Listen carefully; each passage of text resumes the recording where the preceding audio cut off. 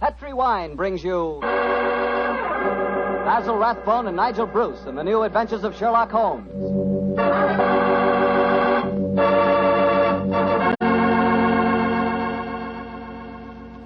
The Petri family, the family that took time to bring you good wine, invite you to listen to Dr. Watson tell us another exciting adventure he shared with his old friend, that brilliant detective, Sherlock Holmes.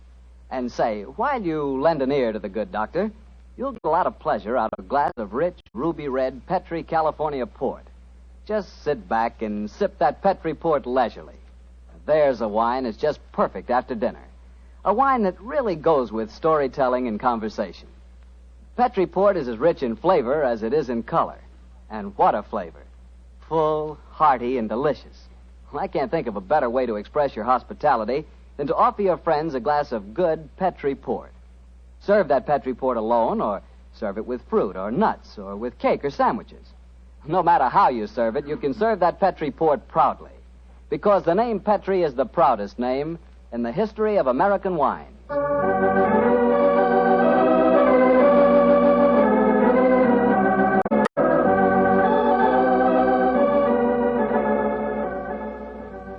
Well, here we are once again, keeping our weekly date with Dr. Watson.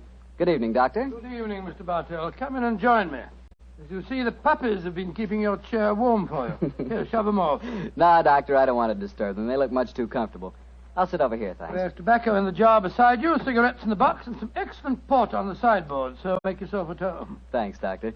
Are you all ready with tonight's new Sherlock Holmes adventure? Yes, Mr. Bartell, though I'm afraid after all these years, it's going to be a little hard for me to recapture for you the spirit of the story. Last week you told us that a band of gypsies played a prominent part in the adventure. Yes, they did indeed. And it was amid that colorful atmosphere that my story begins. It was in the autumn of 1890. My old friend Sherlock Holmes had persuaded me to leave the comforts of my domestic fireside for a few days and to accompany him to the tiny village of Bragston-on-the-Marsh in the heart of the Norfolk Fen district. What took Sherlock Holmes up there, Doctor? I'm afraid that at the time we left London, Mr. Bartell, he concealed his true purpose from me, saying only that he wanted friendly companionship and a strong right arm. Not until later did I learn that he was then on the track of one of the last clues that led to the confining of the Moriarty gang. But to get on with my story. We arrived at Bragston-on-the-Marsh and settled ourselves in the village inn. And after an early dinner, we strolled across the fields to the gypsy fair that was encamped nearby. It was a colorful sight, Mr. Bartell. Naphtha flares lighted a group of tents and caravans dotted round the edge of the marsh. And as gold-earring gypsy girls told fortunes and danced, swarthy gypsy men played on their violins the haunting melodies of their ancestors. We watched the side shows for a few moments and then strolled towards the center of the gypsy encampment. It seems only like yesterday, Mr. Bartell, as Holmes turned to me and said... Far cry from Baker Street, isn't it, Watson? Yes, indeed. Just the same, Holmes, I'm convinced that you're not here purely for holiday. You're on the trail of some criminal. No, chap, I'm on the trail of a clue. A clue, if I find it, may lead to the confounding of the Moriarty gang. Holmes, can't you be a little more explicit? After all, I left my wife and my practice without asking any questions. Surely now we're up here, you can let me know what's afoot. Very well, old fellow. I'm searching for a young gypsy by the name of Pyramus Hearn. He disappeared recently from London, and it's vital that I find him. I know that he can give me some essential information on our old enemy, Professor Moriarty. And you're expecting to find the gypsy here? I hope to get news of him, at least. His father, Jasper Hearn, is head of this particular encampment. Well, why don't you ask if you can see him? Just what I'm about to do, my dear fellow. Well, here comes the gypsy. Now, I'll ask him. All right. Oh, excuse me. You speak to me, Gorgio? Can you tell me where I may find Mr. Jasper Hearn? What you want with Jasper Hearn? I have a message for his son, Pyramus. That is different. Jasper Hearn stands in the booth yonder. He is the Timberlangro. Timberlangro? Yes, He's a gentleman engaged in an interesting exhibition of skill involving 3 thimbles and a pea. What our American cousins refer to, I understand, as the old shell game. Let's stroll over there, shall we, old fellow? If you would wish to talk to Jasper, it would be better to wait until he is finished. A Timberlangro needs all his wits about. By Joe, look at that stunning girl in the tent over there. Who's she? Her that is penning the rice tuckering. That is Lydia Pentalangro. Excuse me, I shall tell Jasper to expect you later. I can't understand a word they say, Holmes. Penning the what? At last, my dear fellow, you can appreciate how I have felt at times. But at least their words are clear, even if the sense is not, to someone who is unfamiliar with the Romany language. I don't know why you keep hinting that I'm hard to understand. No one else ever complains of it. In any case, what does penning the thingamabob mean? Well, if I remember rightly, penning dukkerin is telling fortunes.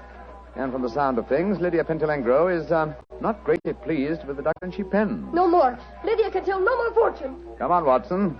Let's see what the trouble is. What do you mean? You must finish it. But, Olive, my dear, if the young lady doesn't want to tell my fortune... Rubbish. You crossed her palm with silver. She's taking money under false pretenses. Here, I give you your silver back. Lydia has never taken money under false pretenses, nor has she told the future when she does not wish to. Goodbye to you. The insolence of these gypsies is intolerable. If I had my way, they'd be run out of the county. Now, my dear, don't get so excited. The poor girl's probably... Good evening. Major Treadgold, isn't it? Huh? I don't think I have the pleasure of your... Oh, dear me. It's Mr. Sherlock Holmes. Yes, sir. Well, bless my soul. Haven't seen you since that last meeting of the Geographical Society. Oh, I'd like you to meet my wife. How do you do, Mrs. Treadgold? How do you do? This is my friend, Dr. Watson. How do you do? And what brings you up to this part of England, Holmes? Are you hot on the trail of some desperate criminal? Oh, dear me, no. Dr. Watson and I are taking a little holiday, and you and your wife? We live here in the manor house. Well, you're very lucky. It's a beautiful part of the country, Mrs. Treadgold. I hate it. I was born and brought up in London. I'm never really happy outside the city. Yes, Olive is not one for the peace of the countryside, I'm afraid. Well, perhaps we'll get back there. It's a little difficult these days, you know. We've got the boy to consider. Boy, your son, sir? My dead brother's son, Doctor. We have no children. My little nephew's only 4 years old, you see, and I'm his guardian, as well as being executor of his estates up here. You can understand it would be difficult for us to get back to London. It's only difficult because you put the child's happiness before mine, Arthur. Oh, now, Olive, you know I have to watch his interests up here. After all, when he comes of age, he'll be one of the richest young men in Norfolk. Yes, and with money that should have come to us. In any case, Arthur, if we do have to live up here, I'd find it more tolerable if you'd keep this gypsy scum off the estates. You seem to have taken a violent dislike to the gypsies, Mrs. Treadgold. May I ask why? Oh, they persecute us. They steal our sheep, they break our windows, and just the other day they wantonly led our prize pig into the Bragstone quagmire and let the beast perish. Why should they single you out for persecution like this, do you suppose? Well, I can't imagine. I've always tried to be nice to them. Too nice, Arthur. That's your trouble. Well, I have a very good reason for humoring them, my dear. You see, Holmes, I've always been afraid they may carry this feud so far that they'll even hurt the baby. Olive, my dear, I wonder if you'd go ahead and wait for me in the carriage. It's getting rather chilly. I'll join you in a moment. Very well, Arthur, but don't keep me waiting long. Good evening. Good evening. Good night, Mr. Treadgold. Let's stroll away from the camp, shall we? I've got something very important to tell you. Something I didn't like to say in front of Olive. The gypsies have threatened to kidnap our boy. How shocking. What form did their threat take, sir? This letter. I found it pinned on the frame of my dressing room mirror when I went up after dinner tonight. Let me see it, will you, please? Well, what does it say, Holmes? A Romany rye... A Romany rye? Won't take your insults forever, Major and Mrs. High and Mighty. Watch out for the Treadgold heir. The Bragstone quagmire would make a nice finishing school for him. Romany Rye? What's that mean? Well, it's their own term, meaning gypsy. Mr. Holmes, what shall I do? Major Treadgold, Great heavens! That shot just missed me. Where the blazes did it come from? I can't see a soul. Easily have come from behind any one of those caravans ahead of us. If you wanted direct evidence, gentlemen, this is it. That is the first open attempt on my life. Holmes, what extraordinary luck for me that you're in the neighborhood. I'll pay you any fee you name to handle this business. It seems to me that this is a job for the police. I don't want to go to them. Oh, why not, sir? Well, I'm afraid that these attacks may stem from some injustice to the gypsies committed by my late brother. If that were so, I wouldn't wish to expose the fact. I want this kept private. What do you say, Mr. Holmes? Very well, sir. I'll accept the case. It shall be kept private, and I promise to do everything in my power to protect the safety of the Treadgold heir. We are staying at the Rose and Crown in the village. Please get in touch with me if there should be any further developments. The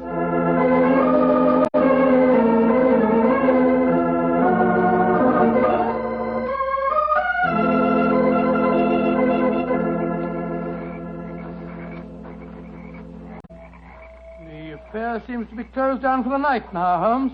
They're turning out the naphtha flares. Yes, let's stroll over to Jasper Hearn's caravan, shall we? He should be free now. Well, if he's head of this tribe, he ought to be able to tell you something about this Treadgold business. Yes. Though I shall first ask him about his son, Pyramus, the man I'm looking for. I think the fact that I know his son will inspire confidence. Here we are. This is the caravan. That girl, Lydia Petrulengo, sitting outside, the one that was telling fortune. Yes. Good evening. Who are you and what do you want? I wish to speak to Jasper Hearn. He is not here. He's gone to the marshes. When will he be back? I do not know. You bring trouble to Jasper? No, my dear. This is a personal visit. We're not after him for being a thimble engro. Or for penning duckerin. Oh, for a Gorgio, you speak a Romany well, brother. Oh, you are a true Lavengro, master of words. Where did you learn it? From Jasper's son, Pyramus. Ah, you know Pyramus then. A fine boy. Oh, sit down on the grass, my friend. You may wait here for Jasper. He will be back soon. Thank you. Is that your violin lying on the steps, young lady? No, that is Jasper's Boschum. Jasper's Boschum, what on earth's that? That is the Romany word for violin. You play, sir? No, but my friend does. So? Oh, then take it, brother. The stars are bright. The night is warm. Music will be sweet. To a Romany chai, I'm afraid my violin playing will sound rather poor stuff.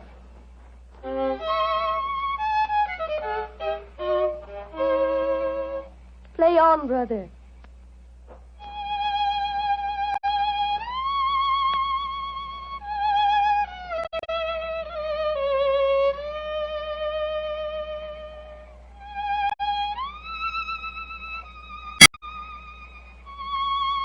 Stop, brother. You play well, but Sarasate Zigeunerweisen is not the true gypsy music. I've heard it in London and in Budapest. They call it gypsy. But what can a Gorgio know of the true heart of Romany? Wait here. I will get my own violin. Charming girl, charming. But why do you keep on talking about gorgios? Is that more of their confounded gibberish? Gorgio, old chap, is the term they use for anyone who is not a true gypsy. Now I will play for you the real gypsy airs. Thank you. I should appreciate it very much. But before you begin, I wonder if I might ask you a question. A friend of Pyramus may ask me any question. What is it? I observed you telling fortunes earlier on tonight. You refused to tell a certain gentleman's hand and gave money back. Did you know who the gentleman was? No, brother. Nor the noisy woman with him. I refused to pen the duckerin because I saw blood and violence in his hand. Violent death it is soon to come. Violent death? Good Lord. Watson, old fellow, I want you to do me a favor. Yes, of course I will. What is it? I must remain here until Jasper Hearn comes back. I should like you to return to the inn. It's more than possible that we may have news from our client before the night is out. I'll be back later. Oh, well, it's nice of you to give me the best job. Good night, Miss Petronino. Good night. And now, please play for me a true Romany air. Very well, my friend. Listen.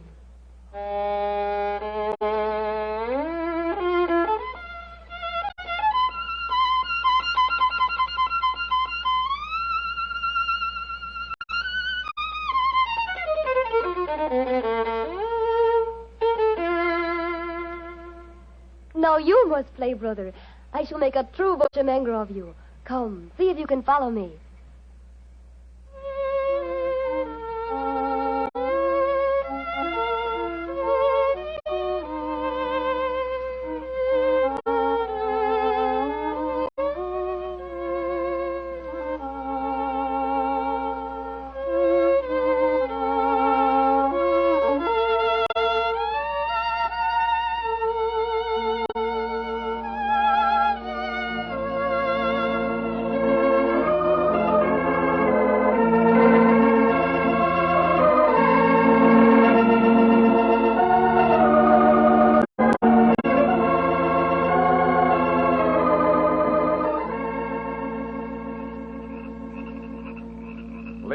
You have taught him well. You have made a true Bochemangro of him. He is an apt pupil, Jasper. Well, with such a teacher, it's hard to be otherwise, Mr. Hearn.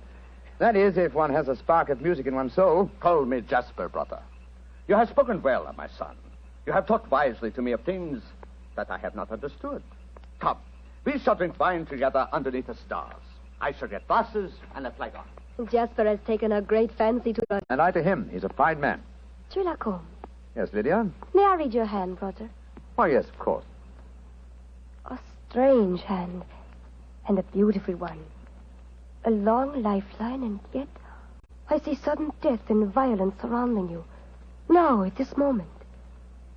And in the future, I see a journey for you across the seas within a year. Beware of water that runs in the mountains. Near death will befall you there. More travels, more dangers. Oh, you must be careful, brother. Oh, What is it? our paths are destined to cross but once. We shall not meet after this night. That makes me sad. Oh, but we shall meet again. I shall be here for some days yet. No, it says in your hand that we shall not meet again. And a hand cannot lie. Who is this that comes toward us through the moonlight? It's my friend, Dr. Watson, I think. Yes. Hello, Watson. What's wrong? Wrong. Everything's wrong. Mrs. Treadgold's waiting in the carriage.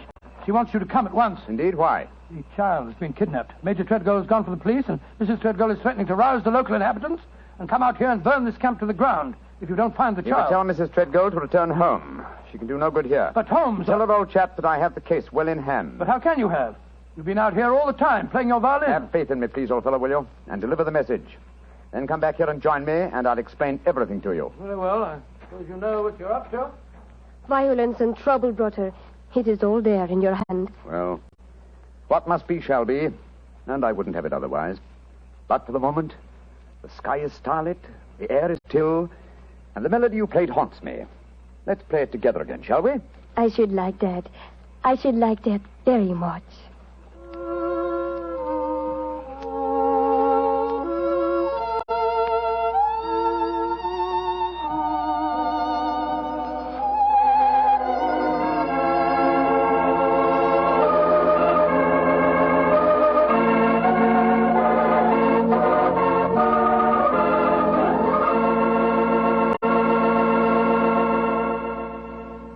Dr. Watson will continue his story in just a few seconds, during which time I'd like to talk specifically to the ladies, if I may, and tell you about Petri California Muscatel.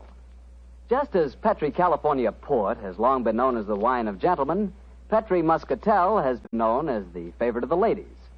That's because Petri Muscatel is a golden-colored wine that looks like captured sunshine and tastes as...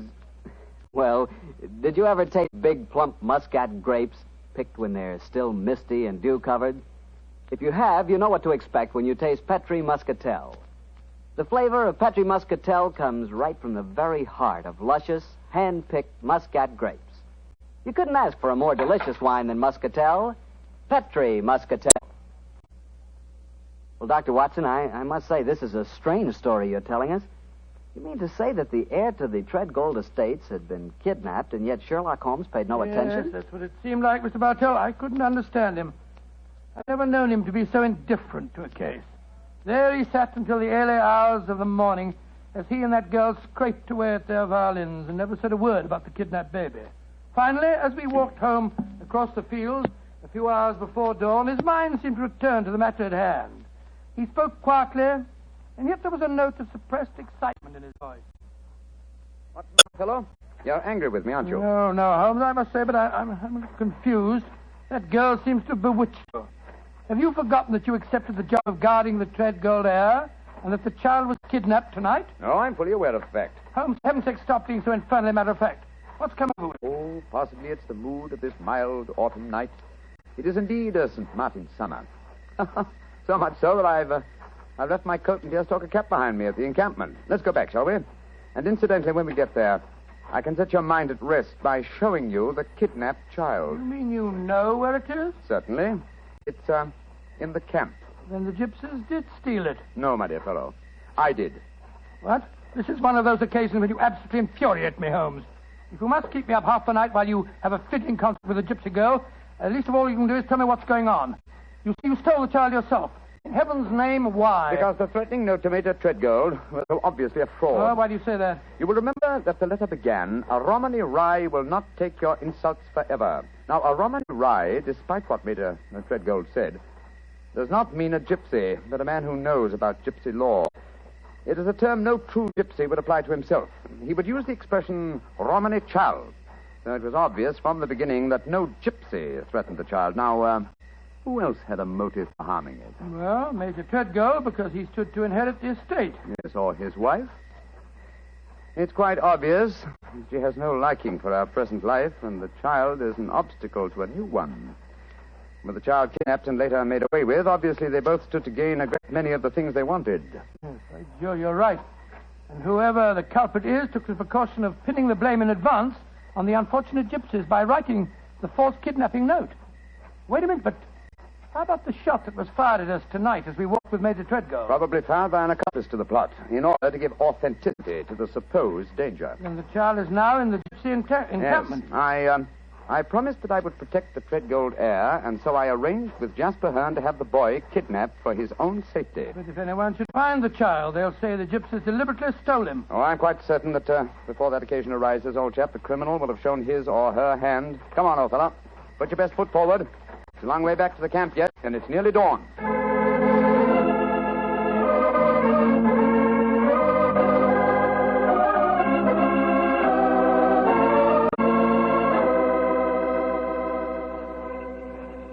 Come back, brother.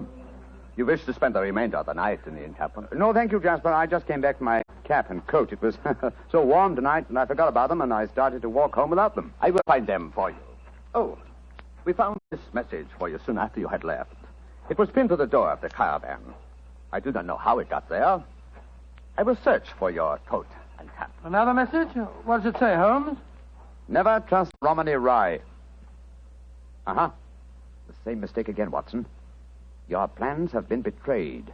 For proof, meet me at the Bragstone quagmire at dawn. It's a trap, Holmes. Obviously. We must spring it with caution. I cannot find your coat or your cap, brother. It has vanished. Vanished? May I speak to Lydia? That is a strange thing, too. Lydia has gone also.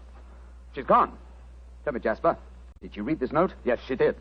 She could not help reading it. Then she, too, realized it was a trap. She went out in my coat and deer-stalking hat to keep the appointment for me. Holmes, we must go off. Jasper, call out the Romany Childs. There's a devil waiting to be caught in the Bragstone quagmire.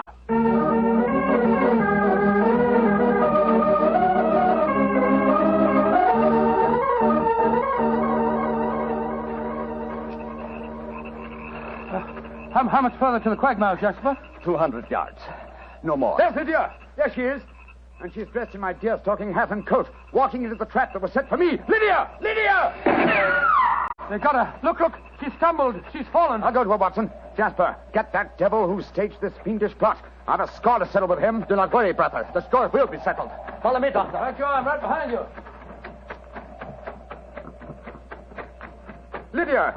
Lydia. Sherlock Holmes, I was wrong. We do meet again. Your hand lied to me. Oh, Lydia. You're wounded. What can I do for you? There is nothing you can do, brother. No one can help me now. There is little pain. There is little time. Please, hold my hand. There. Tell me, Lydia, did you see who fired the shot? Yes. It was the man whose fortune I told today. The man with the noisy wife. Major Treadgold. Jasper and the men will take care of him. There is one thing I wish to tell you, brother. Yes? Our short meeting has brought me happiness. I should like to think I can leave you something so that you will not forget me. I shall always remember you, Lydia. Always. You gave your life for mine. There is one thing of mine that I wish you to have. It will remind you of me. What is it? My violin. It brought us together. I should like you to have it, brother. Lydia.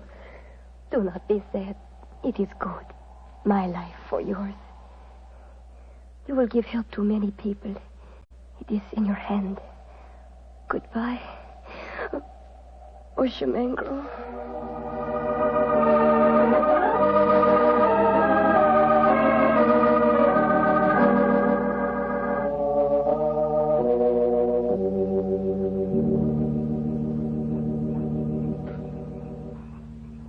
Holmes, it was dreadful.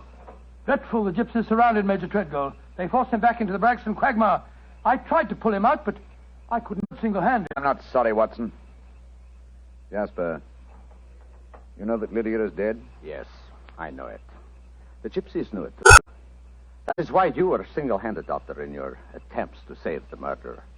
No Romany child would raise a finger to help him. Yes, I can understand that, but great Scott, man, if you'd seen his face as the quaking mud sucked him under. Lydia's death was less dramatic, but equally moving, I assure you. Sherlock Holmes, I met you less than 5 hours ago. You have saved my tribe from a devilish plot that would have blackened their names. A plot that would have driven them from the countryside. What can I do in return? 2 things. First, tell me where I may reach your son, Pyramus. His address is in this sealed envelope, brother. Thank you. What else may I do for you? As Lydia died, she willed one gift for remembrance. And what was that gift, brother? A violin. Of course. Here it is. Huh. She told me I might become a true Boshamengro. Let's see if I can recapture the melody once more.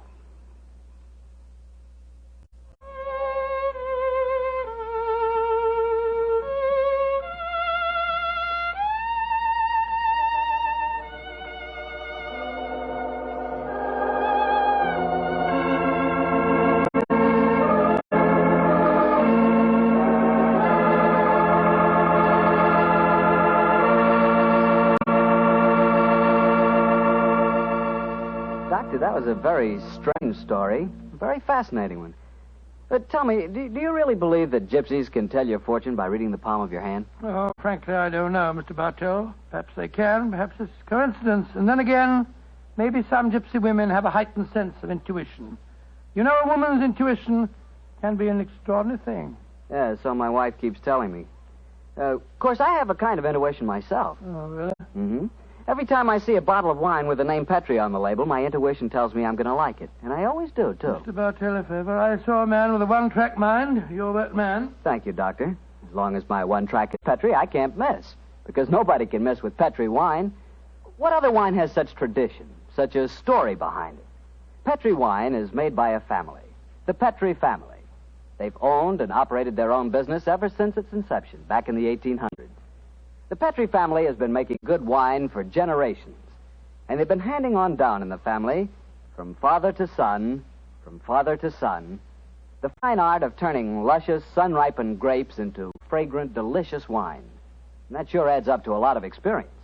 You can just bet your last dollar that no matter what kind of wine you want, when you ask for a Petri wine, you're asking for good wine, because Petri took time to bring you good wine.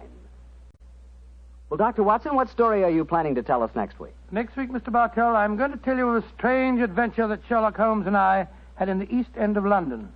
It concerns 5 nephews, an eccentric will, and a dead man's watch that gave us the clue to murder.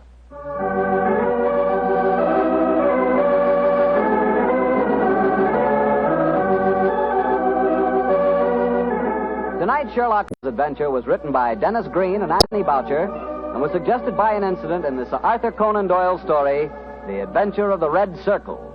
Music is by Dean Fostler. Mr. Rathbone appears through the courtesy of Metro-Goldwyn-Mayer, and Mr. Bruce through the courtesy of Universal Pictures, where they are now starring in the Sherlock Holmes series.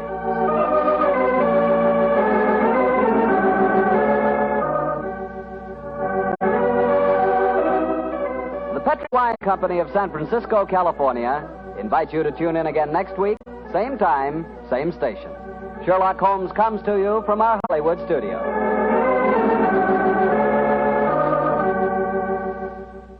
This is Harry Bartell saying good night for the Petri family.